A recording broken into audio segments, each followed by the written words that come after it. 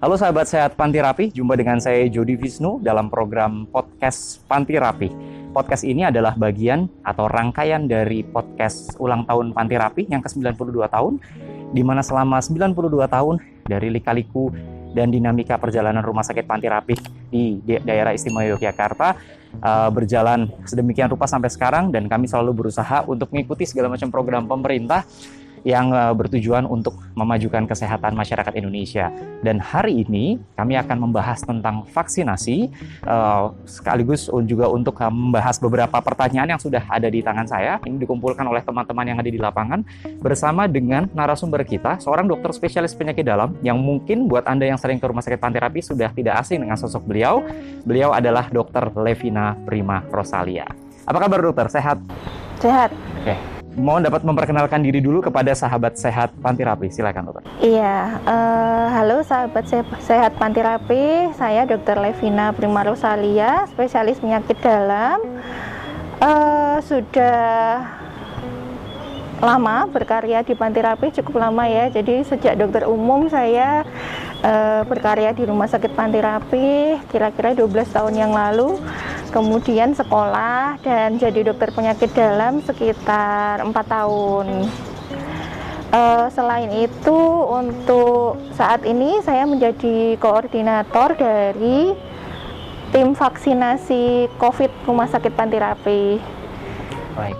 Jadi zaman dulu saya masih koas di sini, Dr. Levina sudah jadi dokter case manager. Jadi memang 12 tahun yang lalu kita jumpa, dan sekarang kita bersebelahan untuk bisa membawakan podcast ini, podcast Rumah Sakit Panti Rapih ini dengan tema ulang tahun ke-92 Rumah Sakit Panti Rapih ini, dokter tangguh dalam pelayanan, berbuah dalam mutu dan kepedulian.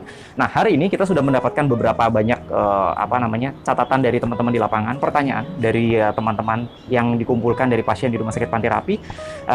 Pertanyaan ini kami coding dan kemudian kami akan tanyakan kepada Dr. Levina, dan di akhir nanti kita juga akan memberikan pertanyaan ke Dr. Levina berupa kondisi-kondisi apa yang boleh dan tidak boleh divaksin, sehingga nanti ini mungkin ada banyak pertanyaan yang ada di benak sahabat sehat Panti Rapih yang hari ini kita akan kupas dalam beberapa menit ke depan, sekitar 40-50 menit ke depan, dan semoga bisa membuka pemikiran kita semua tentang vaksinasi. Mungkin ada Bapak Ibu sekalian yang belum divaksin, dan juga ada rekan-rekan yang mungkin sudah divaksin tapi ternyata masih ada dalam benak pertanyaan, dan juga mungkin ada rekan-rekan yang mohon maaf sekali belum mau divaksin karena berbagai macam alasan. Nah, siapa tahu melihat video ini dan juga mungkin bisa memberikan video ini, bisa share kepada yang lainnya tentang manfaat vaksinasi. Makanya jangan lupa pantau terus YouTube channel Rumah Sakit Panti Rapih, RS Panti Rapih Yogyakarta, dan nyalakan loncengnya, jangan lupa subscribe untuk mendapatkan banyak video terbaru dari kami. Nah, dokter, pertanyaan yang pertama yang kita dapatkan dari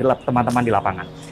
Mengapa ada banyak merek vaksin COVID-19 yang masuk ke Indonesia? Mana sih yang paling recommended? Katanya begitu. Iya. Ya, jadi memang vaksin COVID ini kan banyak mereknya, karena beberapa vaksin ini dibuat oleh macam-macam produsen gitu ya, dan memang isinya juga ada yang berbeda. Kita kenal vaksin itu kan ada 4 macam sebetulnya. Vaksin sudah lama kita kenal sebetulnya, bukan cuma vaksin COVID. Ada vaksin campak, ada vaksin BCG untuk TBC gitu ya, dan vaksin influenza dan lain-lain. Nah, untuk vaksin COVID ini memang tergolong vaksin yang baru, karena memang penyakit ini penyakit baru kan termasuknya. Nah, vaksin ini sebetulnya kita dibuat untuk sebetulnya ya tujuan akhirnya mengatasi pandemi COVID ini ya. Nah, jadi beberapa produsen itu melakukan uji klinis, kemudian terbentuklah itu vaksin-vaksin macam-macam tadi. Nah, kalau untuk vaksin COVID ini yang pertama masuk ke Indonesia itu kan yang CoronaVac buatan Sinovac ya. Memang dia vaksinnya isinya virus yang diinaktivasi, artinya dimatikan. Kemudian dia bisa membentuk merangsang tubuh, membentuk kekebalan tubuh, sehingga dia kenal tuh sama si virus COVID ini, sehingga kalau suatu saat nanti terinfeksi atau terpapar, jadinya mudah-mudahan tidak terkena, tidak terinfeksi, kemudian atau misalnya tetap terinfeksi ya gejalanya ringan-ringan aja begitu, karena sudah kenal duluan, sudah punya antibodi istilahnya. Kemudian setelah itu ada AstraZeneca, kemudian saat ini ada Moderna, Pfizer gitu, ada Sinovac juga. Nah, untuk yang AstraZeneca dan Moderna ini sebenarnya vaksin yang golongan baru, dia biosintetis, jadi dibuat. Nah, isinya adalah mRNA dari virus COVID. Sama sih, dia tujuannya untuk membuat tubuh kita kenal sama si antigen virus yang berbentuk mRNA tadi, sehingga yaitu sudah bisa terbentuk antibodi sebelum nanti misalnya terinfeksi dari virus COVID-nya. Jadi karena banyak produsen ini, makanya vaksin yang masuk ke Indonesia juga banyak. Nah, kenapa kok kita pakai nggak satu macam aja ya? Tentu saja karena vaksin ini kan didistribusikannya ke seluruh dunia. Karena COVID ini ada di seluruh dunia, pandemi di seluruh dunia. Jadi jumlahnya juga masih terbatas untuk produksinya. Nah, kita bisa pakai semua vaksin itu karena sudah melewati uji klinis namanya. Dan tentu saja sudah diuji efektivitas sama efikasinya. Jadi kalau ditanya vaksin apa yang paling bagus gitu untuk kita, kalau dalam kondisi pandemi ini sebaiknya nggak usah pilih-pilih vaksin, kecuali ada kondisi-kondisi khusus ya. Misalnya kalau untuk AstraZeneca dia resiko ada trombosis, artinya penggumpalan darah. Jadi walaupun resikonya kecil dibandingkan manfaatnya, tapi tetap kalau misalnya sudah ada riwayat penggumpalan darah sebelumnya, kita pilih golongan lain. Tapi kalau misalnya tidak ada kontraindikasi, tidak ada penyulit, ya jangan pilih-pilih vaksin. Kalau apa yang tersedia, sebaiknya bersedia divaksin. Begitu. Jadi inti dari Dokter Levina menyampaikan kalau ada pertanyaan mana vaksin yang paling bagus atau recommended, ya jangan pilih-pilih ya. Iya, jadi kalaupun nanti ternyata harus memilih atau apa rencana gimana, lebih baik konsultasikan dulu dengan dokter yang bersangkutan, dengan dokter spesialis penyakit dalam. Dan kalau saya nanti berpikir, wah kita nggak mau ke rumah sakit nih karena takut nanti ada COVID dan yang lain, Anda bisa memanfaatkan teknologi yang namanya telemedicine. Di berbagai tempat juga ada, bisa telemedicine dengan dokter siapa untuk mempertanyakan tentang seputar vaksin COVID-19 untuk konsultasi. Begitu. Nah, ini menarik sekali, Bapak Ibu, sahabat sehat Manti Rapih. Nah, dokter, ada pertanyaan kedua. Dokter, apakah seseorang harus menjalani pemeriksaan kesehatan dulu sebelum vaksinasi? Silakan.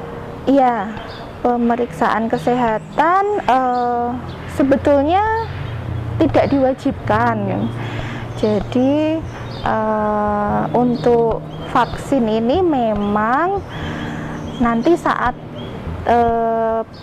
pelayanan vaksinnya kan ada timnya juga. Jadi ada dokter yang akan men-screening namanya. Jadi men-screening, memeriksa tekanan darahnya, kemudian suhu tubuhnya, kemudian menanyakan riwayat-riwayat penyakit sebelumnya. Itu sudah terfasilitasi di pelayanan vaksin. Tapi misalnya ada yang ragu-ragu, masih khawatir seperti itu, boleh dilakukan pemeriksaan kesehatan sebelumnya. Apalagi kalau misalnya sudah punya penyakit kronis sebelumnya, diabetes atau asma atau hipertensi, itu boleh memeriksakan diri dulu harusnya kan kontrol rutin ya, dari konsultasi dengan dokter yang merawat, apakah ada penyulit kalau dilakukan vaksin saat ini, begitu. Oke, baik dokter. Jadi memang sebaiknya pada saat pasien mau vaksin, kalau bisa memang badannya fit ya. Iya. Kalau bisa memang fit ya. Tetapi memang sebetulnya juga menyambung pertanyaan ini dok, karena ada banyak pertanyaan di lapangan. Apakah memang kita harus tes antigen dulu nih, atau PCR dulu sebelum vaksin, itu sebenarnya suatu kewajiban atau tidak sih dok? Monggo. Iya, tidak. Jadi kalau tes antigen atau PCR itu dilakukan sesuai indikasi. Misalnya kok merasa demam atau ada gejala batuk pilek, Ya.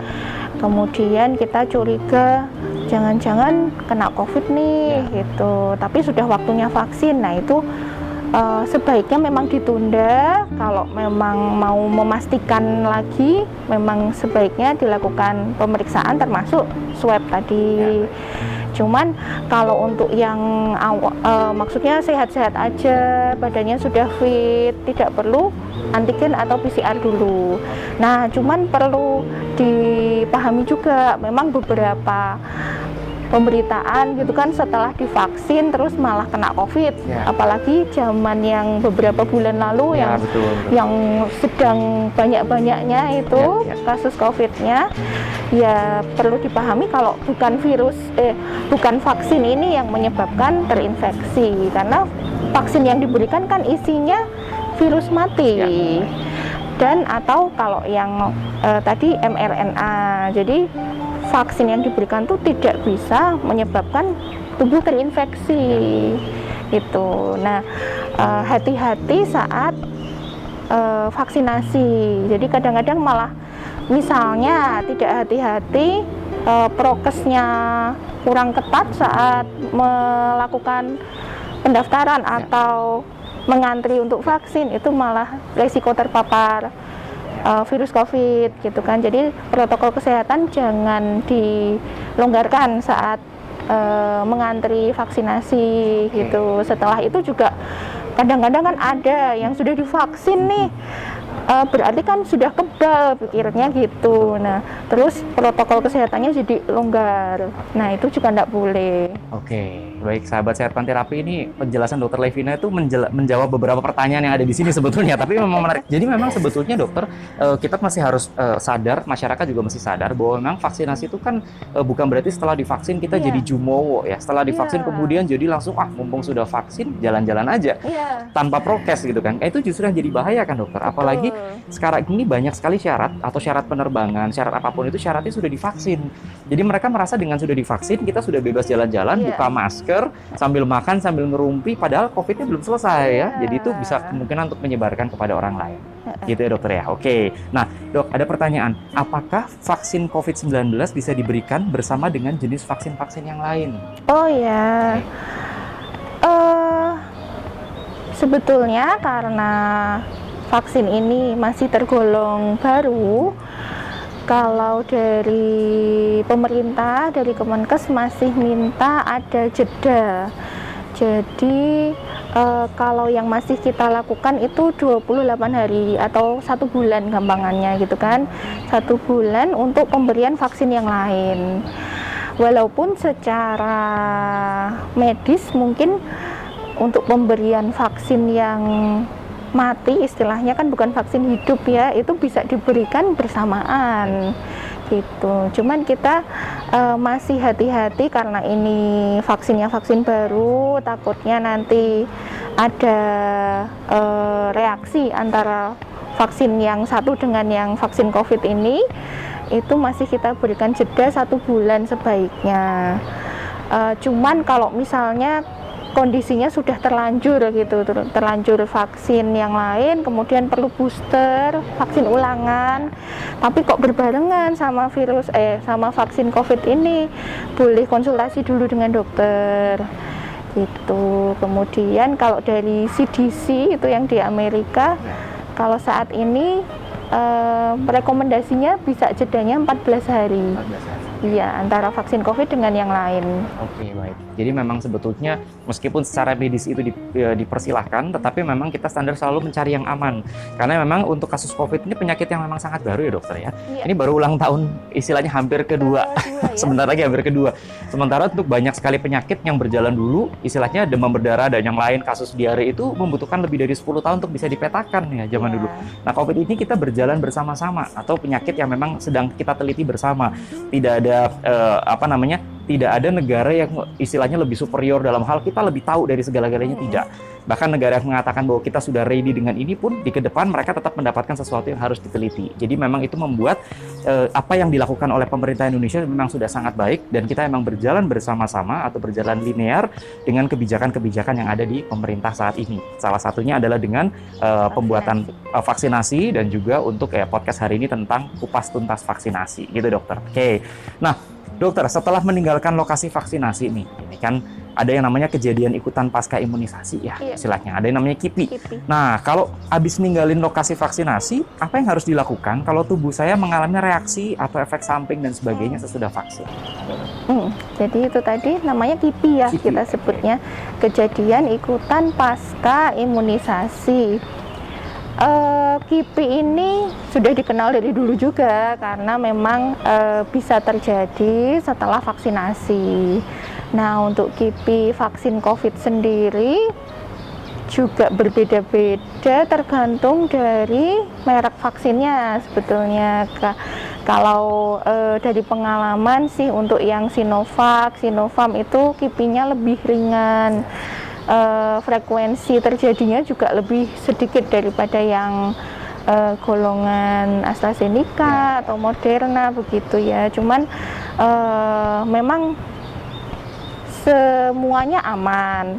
Nah, bila terjadi KIPI ini yang ringan sebetulnya kayak nyeri di daerah suntikannya, kemudian kemerahan atau bengkak, sebetulnya itu KIPI yang kita bilang tidak serius. Jadi KIPI ada yang KIPI serius, KIPI tidak serius. Untuk nyeri-nyeri ini memang wajar terjadi itu. Kemudian bila terjadi seperti itu bisa dikompres air dingin, kemudian kalau masih sakit juga bisa minum obat anti nyeri, begitu boleh.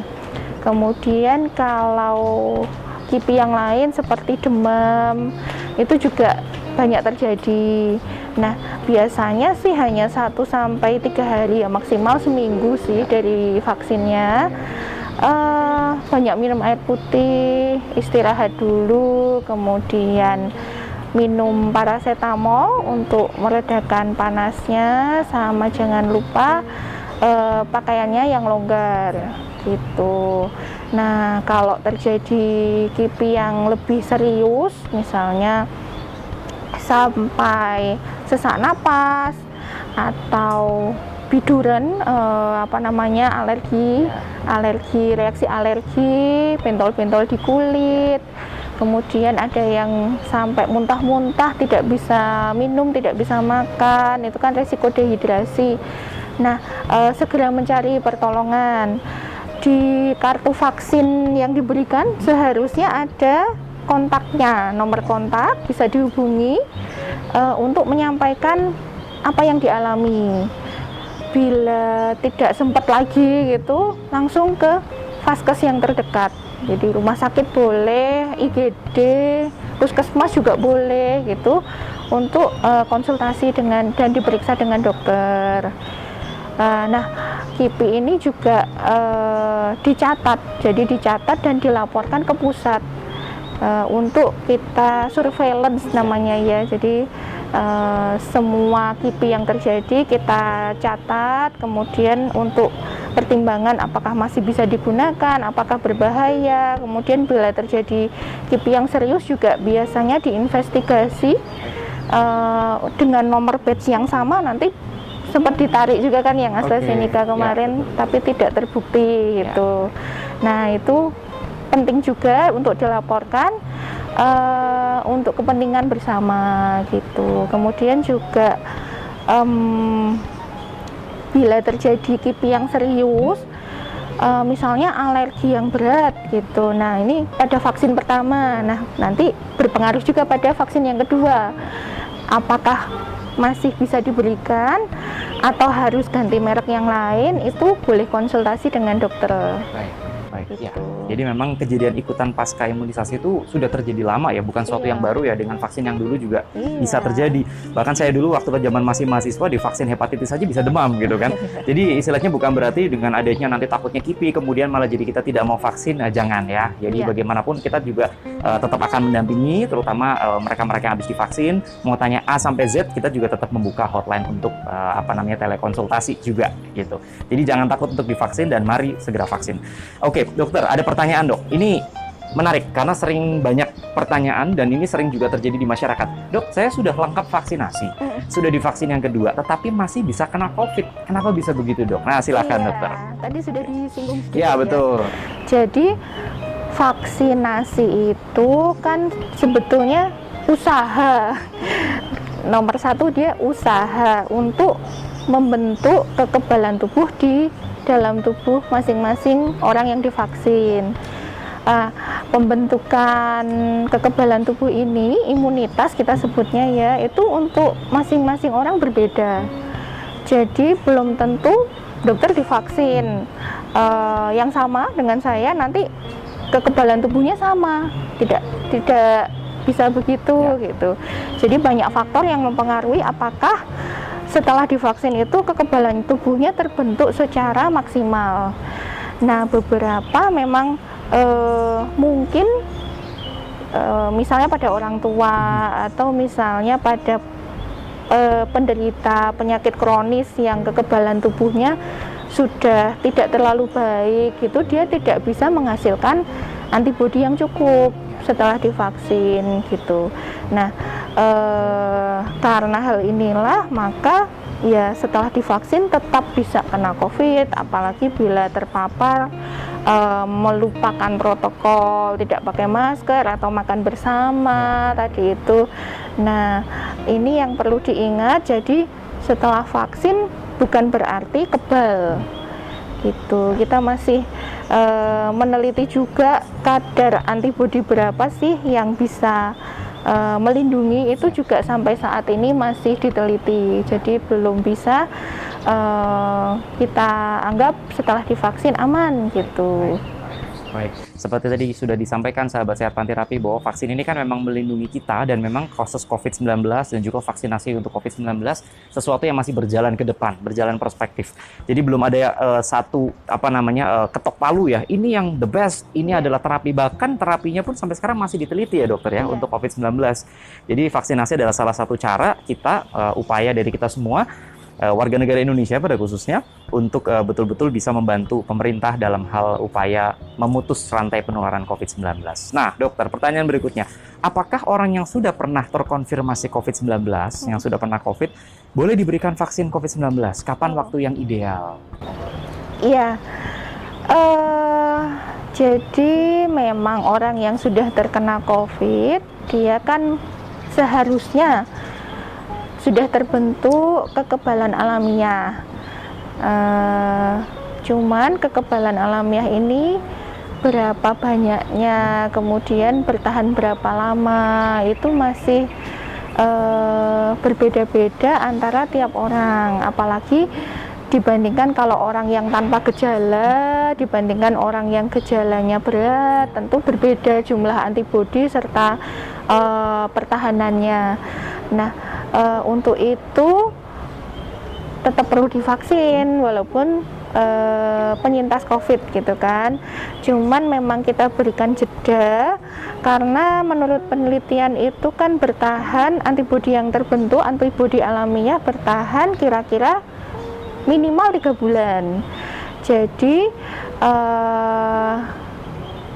kalau yang saat awal-awal vaksin itu kita berikan jeda 3 bulan. Jadi setelah sembuh dari COVID, 3 bulan kemudian boleh divaksin begitu. Cuman beberapa minggu yang lalu mungkin ya ada pembaharuan update dari Kemenkes untuk yang gejala berat memang masih 3 bulan. Kemudian untuk yang selain gejala berat, berarti yang tanpa gejala, gejala ringan, sedang, itu bisa divaksin setelah 1 bulan. 1 bulan selesai isolasi mandiri, artinya setelah sembuh gitu ya istilahnya.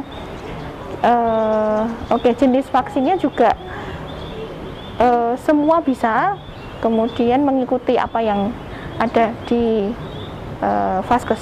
Di Vaskes, oke. Jadi bisa divaksin paling nggak bisa 3 bulan kalau yang gejala sedang dan gejala berat. Tapi kalau gejala berat ya, kalau seandainya gejala yang ringan atau mungkin tanpa gejala sama sekali, bisa dalam waktu 1 bulan. Iya, ya, nanti kalau bingung gejalanya berat atau sedang gitu, betul. Gejala berat kita gampangnya kalau sampai saturasinya oksigen di bawah 92, kemudian sampai masuk ICU, itu kita masukkan gejala berat. Apalagi bila mendapatkan terapi plasma konvalesen, itu memang ada pertimbangan, takutnya bila segera divaksin nanti ada interaksi antara istilahnya antibodi yang didapat yang dari plasma konvalesen itu dengan antibodi yang alamiah yang dibentuk dari vaksin itu, jadi masih menunggu 3 bulan. Baik. Jadi ini sesuatu yang memang masih berjalan terus dengan penelitian. Jadi jangan sampai nanti sahabat sehat Panterapi mungkin ada yang berpikir, wah gimana nih pemerintah kok bikin aturannya gonta-ganti ya. Tapi karena memang ini berjalan ke depan terus ya dokter ya, sesuai dengan penelitian. Karena pemerintah kita juga bukan berjalan sendiri, tapi berjalan dengan para tim medis yang memang sudah istilah dalam tanda kutip mumpuni untuk menjadi memberi masukan kepada kebijakan-kebijakan negara. Nah dokter, ini menarik. Ini adalah beberapa kondisi yang seringkali ditanyakan oleh rekan-rekan di lapangan, sahabat sehat Panterapi, menanyakan beberapa kondisi ini, apakah boleh divaksin atau tidak? Atau dengan pertimbangan dokter. Yang pertama, mohon arahan dokter terkait kondisi berikut ini, apakah layak vaksin atau tidak? Tidak. Yang pertama adalah wanita hamil dan menyusui. Bagaimana? Oke, kalau yang hamil, ada peraturan yang baru juga, yang awal-awal dulu kan memang belum ada penelitian. Nah, setelah ada penelitian terbaru, itu wanita hamil boleh divaksin setelah usia kehamilannya 13 minggu. Jadi masuk trimester kedua itu boleh segera divaksin. Dengan vaksinnya, kalau yang anjuran pemerintah itu Sinovac atau Moderna atau Pfizer, itu boleh untuk wanita hamil. Kemudian untuk menyusui boleh, karena vaksinnya kan tidak masuk lewat ASI begitu, jadi nggak masalah, untuk yang menyusui boleh divaksin. Oke, jadi untuk wanita hamil setelah trimester kedua ya, dengan Sinovac, Sinopharm, juga dengan Pfizer ya, paling nggak itu. Kemudian kalau menyusui sudah boleh gitu kan. Kalau dulu memang belum, karena kan penelitiannya belum maksimal ya, belum ada. Sekarang sudah ada gitu. Oke, dokter, apakah layak vaksin atau tidak penyakit yang berhubungan dengan pernafasan kayak asma, rinitis, atau riwayat alergi? Untuk asma itu asalkan terkontrol, jadi dalam artian 1 bulan terakhir tidak ada serangan berat begitu ya, jadi nggak harus diuap sampai masuk ke rumah sakit, itu boleh divaksin untuk asma. Kemudian untuk rinitis nggak ada masalah, tetap boleh divaksin. Untuk alergi yang harus diperhatikan hanya alergi terhadap vaksin COVID yang pertama gitu. Jadi kalau misalnya sudah vaksin COVID, kemudian terjadi alergi yang berat, nah itu harus pertimbangan untuk memberikan vaksin yang golongan lain kalau memang alerginya berat. Gitu. Jadi sudah disampaikan alergi yang memang riwayat alergi dengan yang vaksinasi pertama ya dok ya. Jangan sampai nanti orang bilang saya nggak mau divaksin gara-gara saya alergi apa, alergi dingin gitu kan. Wah itu banyak masalah. Atau saya alergi makanan juga nggak masalah ya dokter ya. Oke. Atau nanti mereka ada asma, kapan asmanya? Waktu saya kecil dulu. Itu juga jangan jadi alasan ya, tetaplah vaksin. Oke. Dok, apakah layak vaksin atau tidak penyakit yang berhubungan dengan jantung, hipertensi, aritmi, gagal jantung, dan jantung koroner? Monggo. Oke. Untuk jantung asalkan stabil ya, jadi kembali lagi asalkan stabil dan terkontrol, dalam artian sudah minum obat rutin, kemudian tidak sesak napas, dalam 1 bulan terakhir juga tidak sesak napas, kemudian Untuk serangan jantung khususnya itu juga butuh 1 bulan dulu untuk menstabilkan. Itu untuk misalnya tadi golongan vaksin yang kita pilih untuk yang benar-benar sakit jantungnya karena trombosis ya, jadi tromboemboli namanya, itu bisa dikonsultasikan sama dokter jantungnya dulu. Mungkin tidak dipilih golongan yang AstraZeneca, mungkin lebih aman golongan yang lain begitu. Ya, jadi kalau seandainya takutnya nanti ada kemungkinan untuk penyumbatan dokter ya, takutnya kalau nanti ada penyumbatan atau apa, silakan konsultasikan dulu ke dokter jantungnya, dan setelah itu nanti bisa kalau mau masih bingung lagi bisa menanyakan kepada tim yang untuk vaksinasi. Jadi bagaimana yang harus divaksin, produknya apa. Nah dok, apakah layak vaksin atau tidak penyakit yang berhubungan dengan metabolisme kayak diabetes, hipertiroid, dan yang lain-lain? Iya, diabetes, hipertiroid ya, sama, jadi harus terkontrol. Kalau diabetes sebetulnya syaratnya mudah, jadi selama ini kan banyak sih pasien yang bilang gula saya masih tinggi, jadi belum mau divaksin kayak gitu ya. Sebetulnya tidak boleh jadi alasan. Memang kalau dilihat dari manfaatnya, jadi vaksin ini akan optimal bekerja kalau gula darahnya stabil memang. Tapi bukannya bila gula darah tinggi terus divaksin akan jadi komplikasi apa gitu, itu tidak seperti itu. Jadi itu yang harus diketahui oleh masyarakat. Kalau diabetes syaratnya sebetulnya cuma satu, tidak sedang mengalami kondisi yang akut, jadi dalam artian kayak yang koma, diabetik kayak gitu. Kemudian HHS namanya. Jadi dalam kondisi medis itu pasti pasiennya kondisi sakit berat dan harus masuk rumah sakit. Nah itu yang nggak boleh. Tapi kalau yang stabil, bisa jalan-jalan, bisa datang ke rumah sakit, itu boleh divaksin. Untuk hipertiroid sendiri juga kalau dalam aturan yang terbaru itu boleh, layak divaksin. Tidak memandang kadar hormon tiroidnya lagi, asalkan saat divaksin itu kondisinya sehat.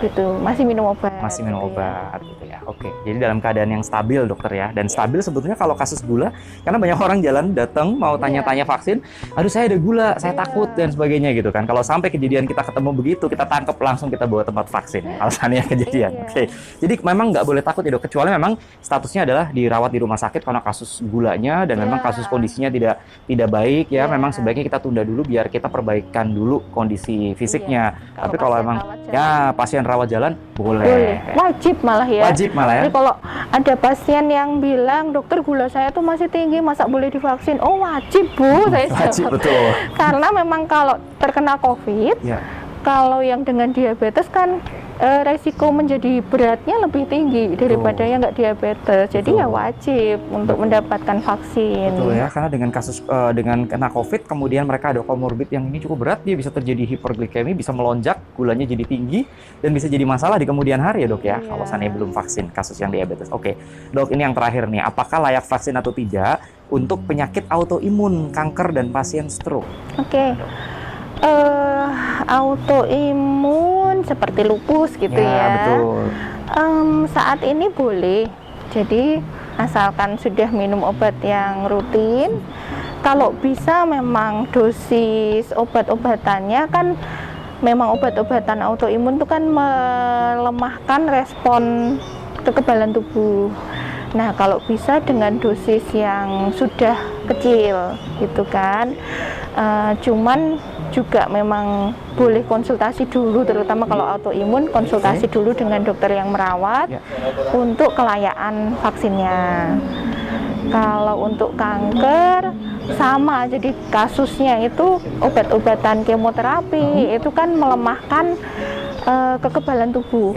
Jadi sebenarnya bukan takut ada apa-apa setelah vaksin, tapi takutnya setelah divaksin kekebalan tubuhnya nggak maksimal gitu. Itu saja sih yang ditakutkan. Jadi kalau sedang kemoterapi sebaiknya memang masih ditunda dulu. Kalau sudah misalnya sudah selesai kemonya atau malah memang belum kemo baru menunggu jadwal kayak gitu boleh divaksin. Oke. Jadi dari beberapa pertanyaan yang tadi disampaikan oleh rekan-rekan, oleh pasien dari Q-Card yang kami dapatkan ini, kayaknya lebih banyak yang boleh divaksin dibandingkan yang tidak boleh divaksin. Dalam catatan memang kondisi pasien itu memang harus stabil, lebih kurang sekitar 1 bulan, kondisinya stabil dan kemudian bisa dilakukan vaksinasi. Kalau memang kondisinya tidak terlalu ada banyak yang memperberat kondisi fisiknya, lebih baik memang divaksin. Atau kalau Anda semua bingung soal sahabat sehat Panterapi, bisa menghubungi layanan telemedicine kami. Tidak perlu ketemu dengan dokternya, tapi otomatis dengan virtual lewat video call kita juga bisa menjawab A sampai Z tentang pertanyaan seputar vaksinasi. Nah, dokter, ini kan menarik karena kan kemarin baru ada booster ketiga untuk tenaga medis ya, gitu kan.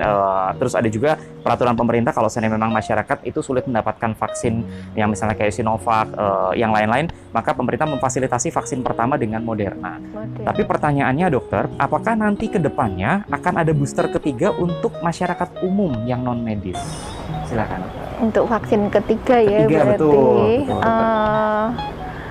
Oke, jadi kemarin memang ada vaksin ketiga untuk tenaga medis. Pertimbangannya memang kemarin kondisinya kasus COVID sangat banyak, sampai rumah sakit penuh begitu ya. Jadi resiko yang berada di rumah sakit, resiko petugasnya itu sangat tinggi. Jadi memang pemerintah dalam hal ini memfasilitasi dan mencoba melindungi petugas medis supaya resiko terpapar COVID-nya lebih rendah, yaitu dengan booster ketiga, vaksin ketiga. Nah, untuk masyarakat sendiri memang saat ini belum ada kebijakan dari pemerintah yang mengizinkan masyarakat selain petugas medis untuk mendapatkan booster. Karena kalau kita lihat itu masih cakupan vaksinasi yang sudah lengkap di Indonesia ini kan masih 20-an% ya, kira-kira 20-30%. Jadi masih sangat rendah. Nah, pemerintah tujuannya di sini adalah menyelesaikan dulu, memperluas cakupan vaksinasi yang lengkap ini, sehingga ya kita harapkan kan pandemi ini cepat berakhir gitu. Jadi kita mempercepat vaksinasi untuk yang belum pernah divaksin dulu, karena jumlah vaksin juga masih terbatas gitu kan. Jadi untuk yang sudah pernah divaksin, sudah lengkap 2 kali, sabar dulu. Nah, sama kita masih menunggu penelitian berapa lama sih ini kekebalan tubuh yang didapat dari vaksin itu bertahan. Nah, seperti misalnya kalau vaksin influenza itu kan kita harus dapatkan 1 tahun sekali gitu. Nah, untuk regulasi vaksin COVID ini masih belum fix ya, soalnya masih dalam penelitian berapa tahun sekali atau nanti berapa bulan sekali kita harus booster, itu masih sedang diteliti di dunia gitu. Baik, jadi memang masih dalam penelitian. Jadi prinsipnya adalah sabar dulu dok ya.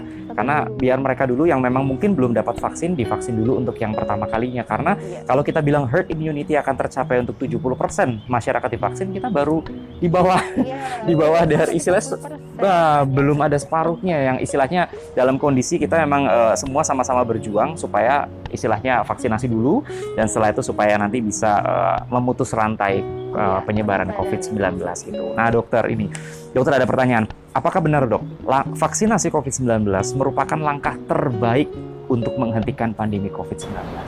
Oke. Nah itu tadi yang dokter bilang, herd immunity ya. Jadi satu-satunya cara mungkin untuk menyelesaikan pandemi ini ya dengan mencapai herd immunity gitu kan, sehingga dia ada kekebalan kelompok, hampir semua sudah memiliki kekebalan terhadap virus COVID, sehingga virus COVID-nya nggak bisa lagi tuh menginfeksi gitu kan. Nah, herd immunity ini hanya bisa dicapai lewat 2 cara. Yang pertama lewat vaksin tadi. Jadi dengan vaksin kita bisa memiliki kekebalan terhadap virus COVID. Yang kedua ya dengan terinfeksi. Dengan terinfeksi COVID nanti juga muncul kekebalan alamiah begitu kan. Nah, kalau kita harus memilih apakah lewat vaksin atau lewat terinfeksi, tentu lebih aman lewat vaksinasi kan. Kalau terinfeksi ya syukur-syukur kalau tanpa gejala atau gejala ringan, tapi kalau gejala berat sampai dengan gagal napas, kemudian ada yang meninggal, itu kan tidak kita harapkan begitu. Jadi kalau menurut saya ya memang cara terbaik untuk menghentikan pandemi ini dengan vaksinasi dengan cakupan yang seluas mungkin begitu.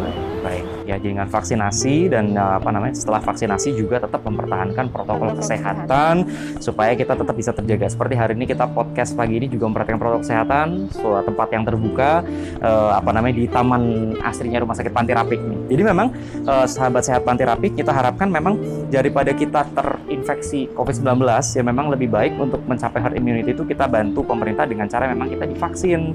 Dengan demikian kita memang sehat ya, keluarga kita juga semua sehat karena mungkin saya nggak masalah kena COVID misalnya berpikir begitu, mau nantangin COVID kan saya masih muda, tapi dia tinggal di rumah bareng sama mungkin keluarga ya, ada anak, ada suami istri, ada bapak dan ibu dan mungkin juga sepuh teman kantor ya dok ya, jadi mereka bisa berpotensi untuk menularkan kepada orang lain.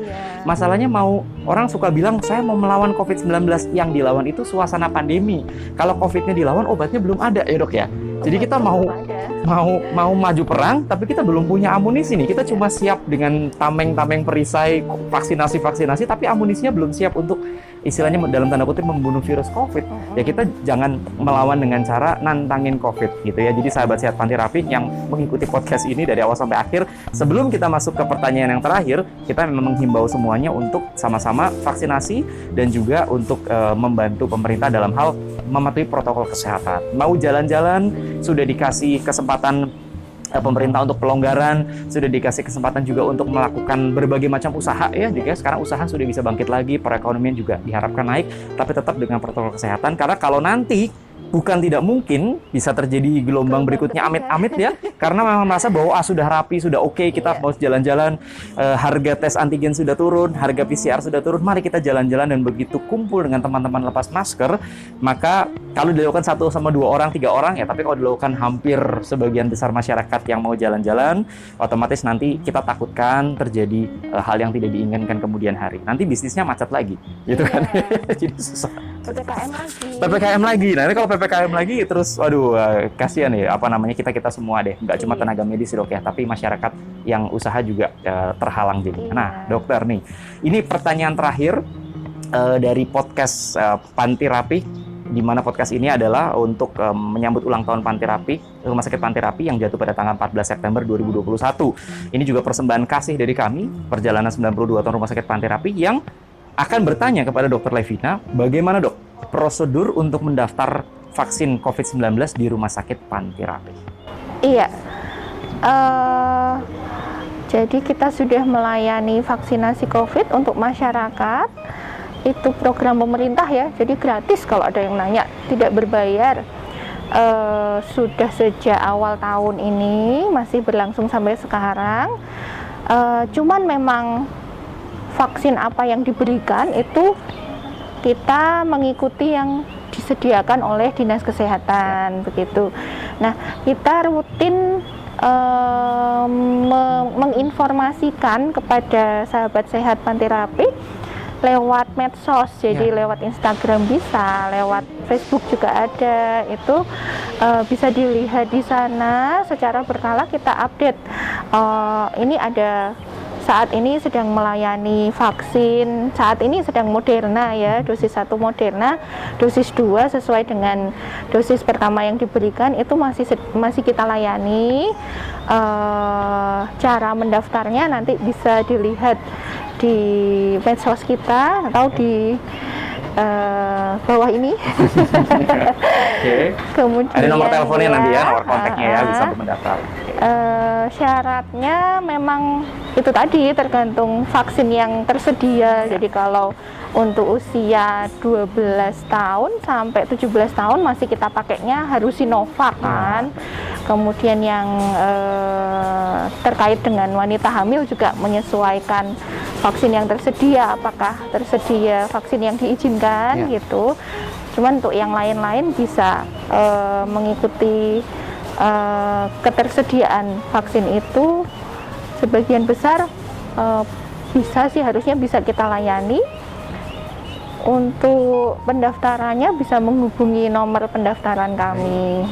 Oke, baik. Jadi bisa menghubungi nomor itu. Kalau seandainya masih bingung, bisa lakukan telemedicine dengan dokter-dokter kami. Kami siap membantu untuk menjawab A sampai Z pertanyaan segala macam tentang vaksinasi, terutama untuk vaksinasi COVID-19, bagaimana kondisi, apakah mereka layak atau tidak. Kalau ternyata membutuhkan pemeriksaan lebih lanjut, kami juga akan merekomendasikan. Intinya adalah, sahabat sehat Panterapi, tolong jangan pilih-pilih vaksin.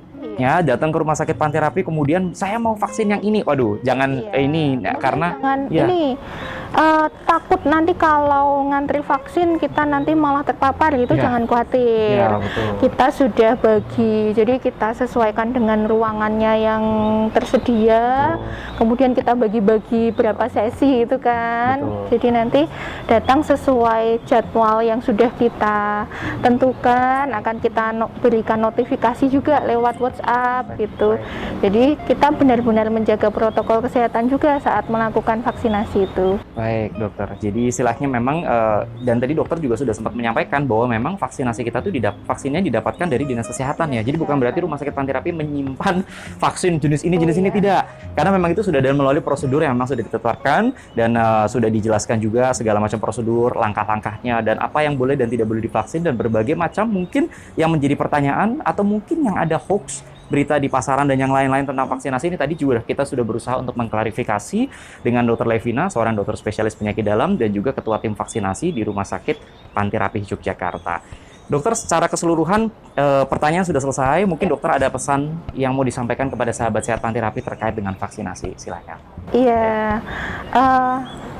yang nomor satu memang jangan takut divaksin begitu. Kemudian sebarkan pengetahuan kita kepada misalnya teman-teman atau orang-orang kenalan kita yang memang belum divaksin. Kita bisa share pengetahuan kita mengenai vaksin supaya mereka juga tidak takut divaksin gitu kan. Kemudian yang kedua, untuk yang sudah divaksin tetap jaga protokol kesehatan karena memang masih risiko terinfeksi, ataupun bila terinfeksi nanti memang sudah divaksin sih, jadi nggak ada gejala, tapi kita masih bisa menularkan ke keluarga kita yang lemah gitu ya.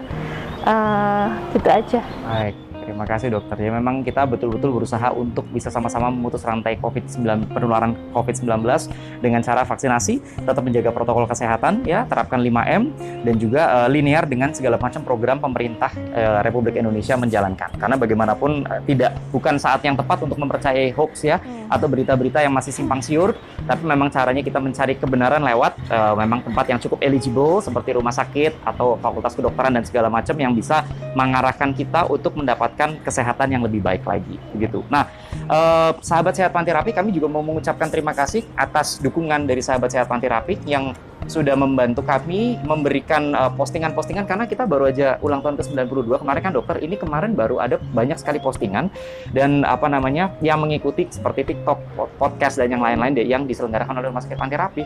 Nah, dari beberapa penjurian yang sudah dilakukan, kami akan menampilkan para pemenang dan kami ucapkan selamat. Para pemenang akan kami tampilkan ke dalam slide yang ditampilkan oleh panitia sesudah acara ini gitu. Nah, Bapak Ibu sekalian, sahabat sehat Panterapi, ini adalah akhir dari podcast kedua yang bertemakan tangguh dalam pelayanan, berbuah dalam mutu dan kepedulian untuk menyambut 92 tahun ulang tahun Panterapi, dan kita harapkan podcast-podcast berikutnya juga bisa memberikan edukasi kepada masyarakat, terutama bagaimana untuk menghadapi pandemi COVID-19 dengan penuh semangat untuk kita tetap sehat. Tetap nyalakan loncengnya dan juga jangan lupa subscribe Rumah Sakit Panterapi YouTube kami untuk mendapatkan banyak video yang terbaru dan juga video edukasi kesehatan dari kami semua. Dari Onder de Bogen Rumah Sakit Panterapi Yogyakarta, saya dengan Jody Wisnu bersama dengan Dr. Levina Prima Rosalia, spesialis penyakit dalam dan juga Ketua Tim Vaksinasi COVID-19 di Rumah Sakit Panterapi Yogyakarta. Kami mengucapkan terima kasih atas kebersamaan kita selama beberapa menit, hampir 1 jam dokter, kita diskusi ya, kemudian banyak berbicara, dan saya ucapkan terima kasih buat rekan-rekan sekalian yang mendukung podcast ini, juga untuk beberapa pasien yang menjadi responden kami untuk mengumpulkan pertanyaan-pertanyaan yang ada di lapangan. Sampai jumpa lagi dalam podcast berikutnya. Tetap sehat, tetap semangat dengan Rumah Sakit Panterapi, sahabat untuk hidup sehat. Sampai jumpa.